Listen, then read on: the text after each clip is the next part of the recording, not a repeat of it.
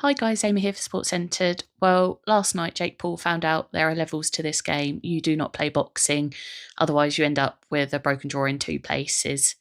Fair play to him for even getting into the ring and surviving as well. You can't buy your way to the top. And when you fight somebody who is still in their prime, still active, former Olympian, two-time heavyweight champion, this is what happens.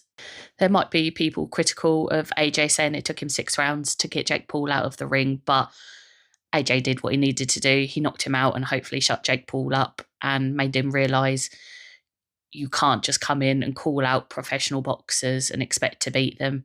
AJ never really got out of second gear, didn't even break a sweat. He had to follow Jake Paul around the ring, which was probably frustrated to him. You can see his frustration when Jake Paul was holding on, clinging on, falling to the ground continuously. The ref could have done a little bit better, obviously breaking it up when Jake Paul was holding a lot more. But the ref also said in, I think, the third or fourth round, people didn't pay money to see this crap, which was completely true. You can tell why Jake Paul chose to have the 22 by 22 foot ring, so he can try and evade Anthony Joshua as best as he can. But the fitness levels come into it. You could tell Jake Paul started getting tired, and that's when he was gripping on, holding on for dear life. In the fifth round, Anthony Joshua knocked him down. Again, credit to Jake Paul, he got back up each time.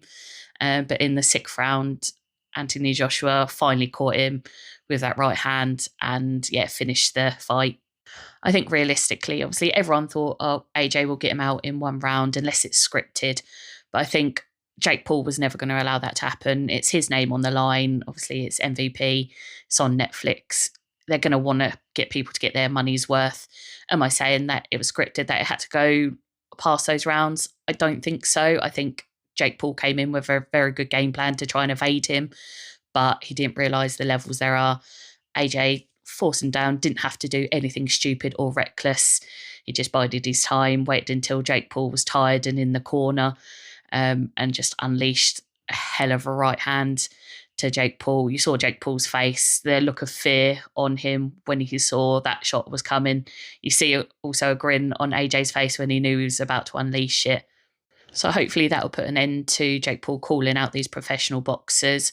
Has he got a bit of talent? Yeah, potentially. He's managed to stay in there and he took some of those punches well and got up. A lot of heavyweights who have faced AJ have not got back up from those, so fair play to him. He's obviously as mad as a box of frogs, but double broken jaw.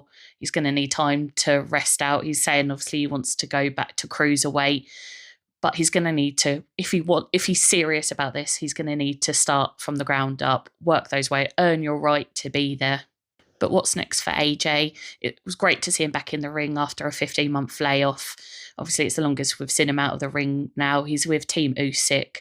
Obviously, after the fight at the press conference and in the ring, he called out Tyson Fury. It's a fight, we would have liked to have seen a good few years ago when both were in their prime. Obviously, that's not happened, but I would love to still see it happen. It's still going to draw in big crowds.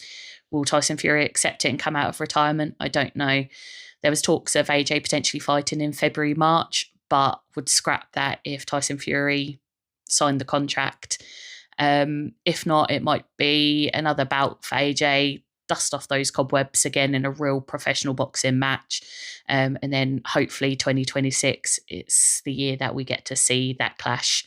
Let me know your thoughts about the fight below. What did you make of it? Did AJ do what he needed to do? And do you want to see AJ versus Tyson Fury? Let us know.